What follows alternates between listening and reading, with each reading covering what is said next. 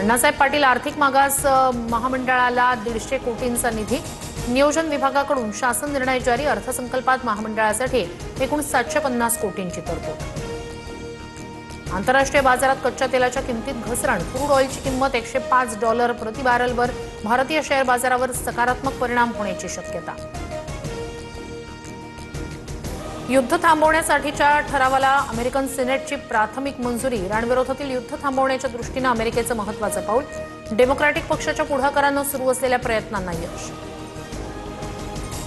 ठाण्यातील काही भागात आज पाणी कपात। देखभाल दुरुस्तीच्या कामानिमित्तानं पाणी पुरवठा बंद राहणार।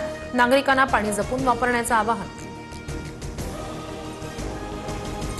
मुंबईला पाणी पुरवठा करणाऱ्या 7 तलावांमधील पाणीसाठा 20%वर। वैतरणा भातसा धरणातून राखीव पाणीसाठा देण्याला राज्य सरकारची मंजुरी। मुंबईचा ऑगस्टपर्यंतच्या पाणी पुरवठ्याचा प्रश्न मिटला।